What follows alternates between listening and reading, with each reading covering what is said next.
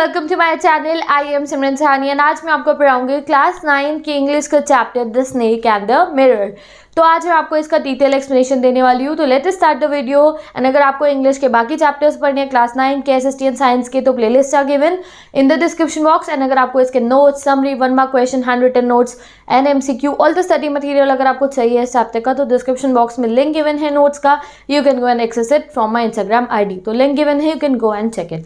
तो स्टार्ट करते हैं अपने चैप्टर। तो एक चीज बहुत जरूरी है चैप्टर में जानने की, that it is a narrative with in a narrative. अब इसका मतलब क्या, विद इन अ नरेटिव, तो इसका मतलब क्या होता है? तो देखो, ये जो हमारे नरेटर है यानी कि स्टोरी के जो राइटर है, जिनका नाम है वहीकम मोहम्मद बशीर, ये इनके खुद का लाइफ इंसिडेंट नहीं है, ये इनके किसी फ्रेंड के लाइफ का इंसिडेंट है जो आज ये हमें बता रहे हैं।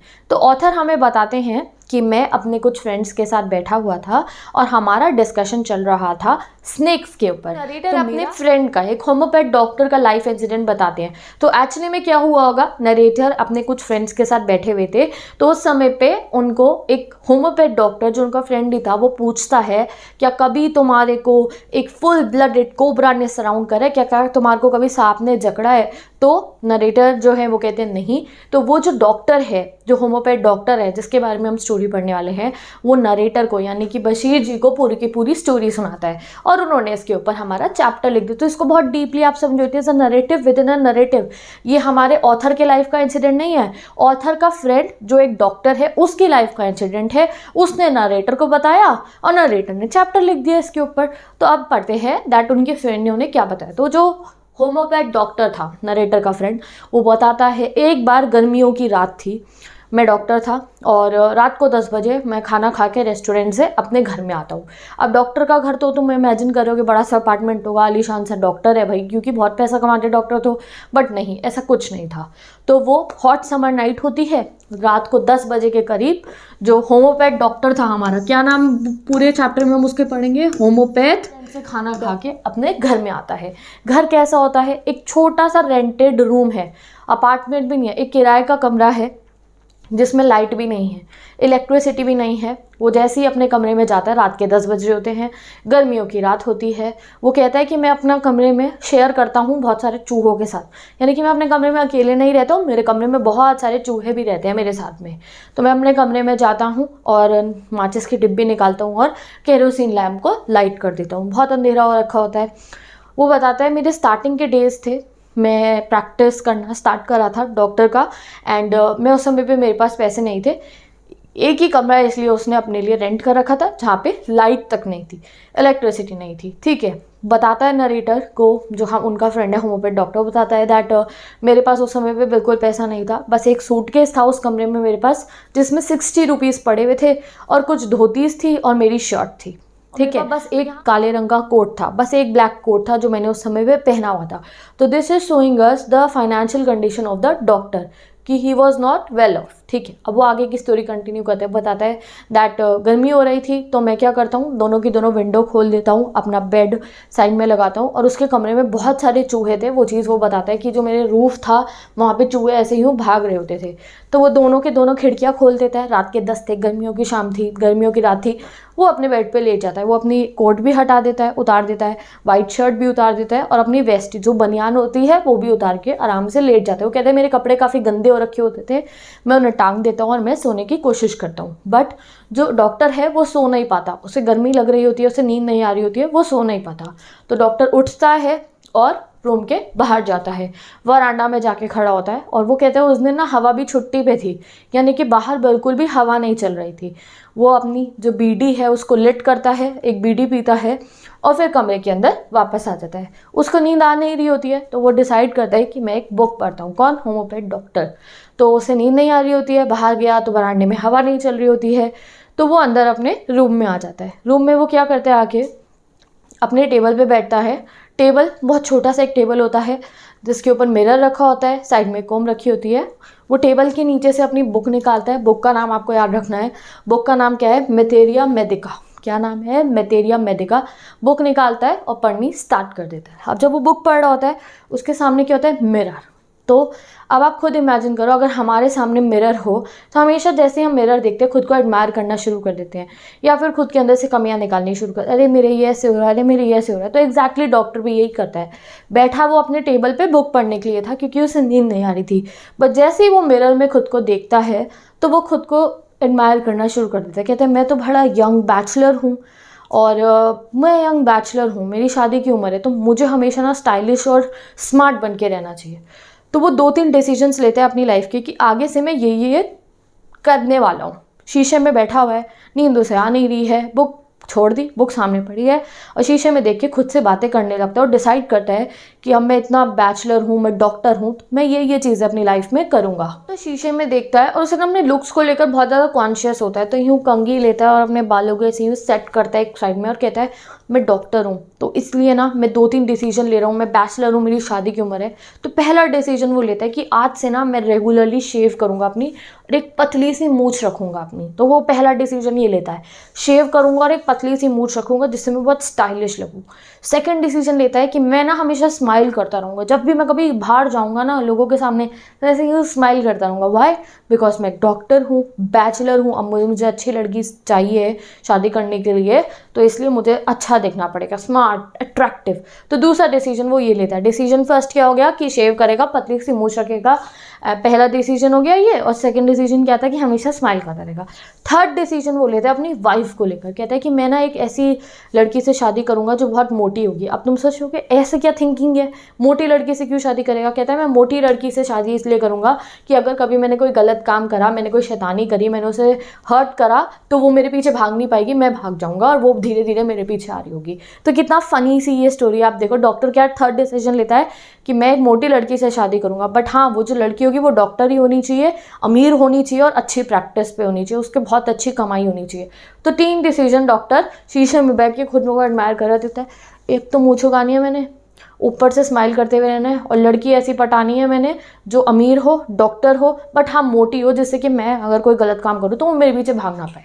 अब वो अपनी सोचों में लगा होता है डॉक्टर, एंड सडनली जोर की ठड साउंड आती है, ठक करके ऐसी आवाज़ आती है। तो क्या होता है, सडनली उसको अपने साइड में ऐसा लगता है कि रबड़ की ट्यूब उसके हाथ में गिर गई है। पहले उसे कुछ थोड़ी थोड़ी आवाज़ आ रही होती थी रूफ पर से, पर वो उसे इग्नोर, से लगता है अरे चूहे हैं, चूहे की आवाज़ आ रही होगी। बट जैसे ही वो खुद को एडमायर कर रहा है और ऐसे ही ऐसा लगता है उसको रबड़ की ट्यूब गिर गई है उसके हाथ में। बट वो कोई रबड़ की ट्यूब नहीं होती है, वो एक सांप होता है, वो एक स्नेक होता है। और वो स्नेक पूरा जो हमारा डॉक्टर है उसको यहाँ से यूँ जकड़ लेते हैं, उसका ये शोल्डर से लेके आर्म से लेके, और 4 इंच दूर उसके फेस के यूँ होता है एक स्नेक।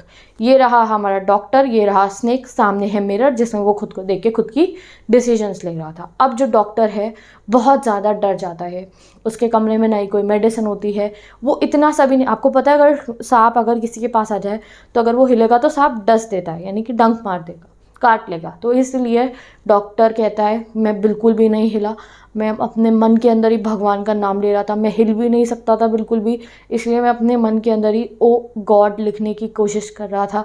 और मैं चाह रहा था, मुझे सब कुछ दिखाई देने लग गया अपने सामने कि हाँ गॉड है, यूनिवर्स है, there is a creator of the universe.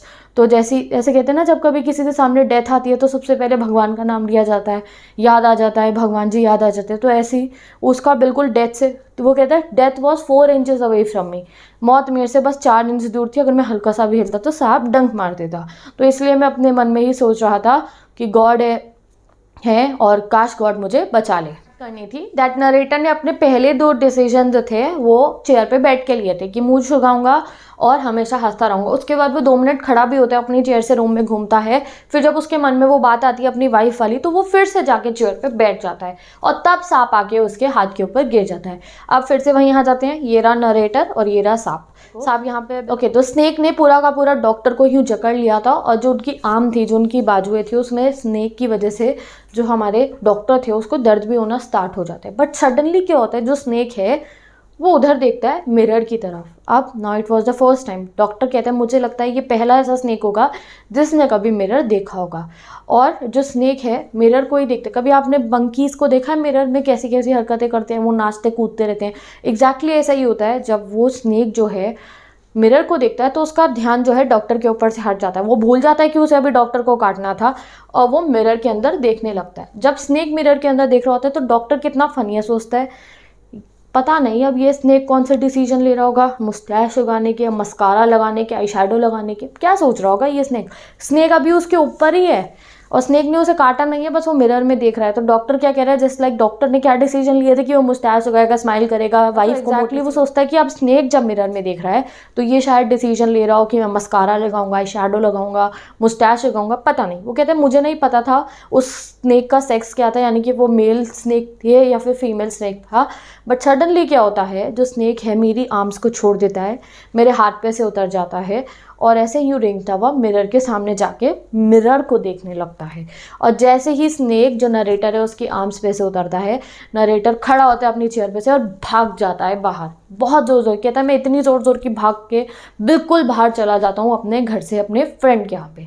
तो यहाँ पे जो हमारी स्टोरी हमें समझ में आ गया है दैट स्नेक जो है, देखो वो पहली बार मिरर देखा होता है उस स्नेक ने, तो वो भूल जाता है नरेटर को और वो खुद का रिफ्लेक्शन देखने के लिए मिरर में चल जाता है। जान किसने बचाई, तो we can say that doctor की जान जो है मिरर ने बचा ली, क्योंकि स्नेक ने मिरर को देखा तो स्नेक ने डॉक्टर को नहीं काटा और वो मिरर में देखने खुद को एडमायर करने के लिए चला गया।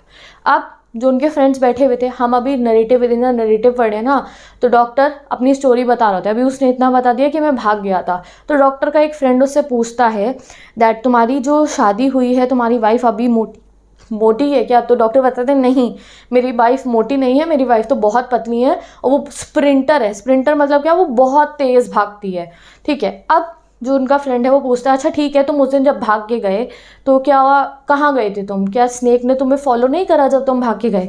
जो स्नेक मिरर में देख रहा था उसने तुझे फॉलो तो नहीं करा। जो आपस में बैठ के फ्रेंड्स बात कर रहे हैं, उन्हें अभी आधी स्टोरी बता दी है कि भाई मैं तो भाग गया, स्नेक ऐसे ऐसे हुआ, मैं भाग गया। तो उसका फ्रेंड पूछता है दैट क्या तुम्हारे को स्नेक ने फॉलो तो नहीं करा? तो कहते नहीं। उसका फ्रेंड पूछते हैं कि तुम कहाँ गए थे, कैसा, फिर आगे क्या हुआ? तो डॉक्टर बताता है कि मैं रात को भाग के अपने दोस्त के घर चला गया और मैंने अपने दोस्त के घर जाके नहाया अच्छे से ऑयल से, सो दैट मैं अच्छे से नहा लिया। अगले दिन सुबह 8:30 बजे यू कैन सी फ्रेंड्स के साथ रूम में जाते हैं और अब नरेटर ने डिसाइड भी कर लिया होता है कि वो आगे से उस रूम में नहीं रहेगा, वो एक नया अपार्टमेंट रेंट करेगा क्योंकि वो स्नेक वाले रूम में अब नहीं रहने वाला था।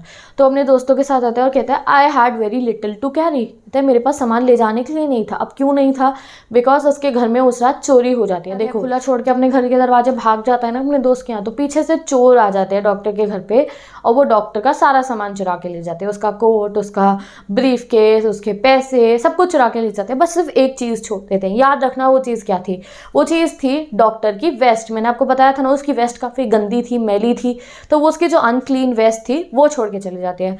तो डॉक्टर फिर लास्ट में भी हमें हंसाते ही कह के दैट लगता है वो जो चोर था ना वो काफ़ी सफाई पसंद था, उसे क्लीनलीनेस पसंद थी, वो चाहता तो मेरी वेस्ट चुरा के ले जाता और धो के उसे पहन लेता, बट नहीं, वो बस वो पूरे घर के अंदर मेरी वेस्ट छोड़ गया और बाकी सब सामान चुरा के ले गया। एंड विद दिस जो चैप्टर है वो एंड हो जाता है। ना ही जब वो take care, best of luck and I will meet you in the next video.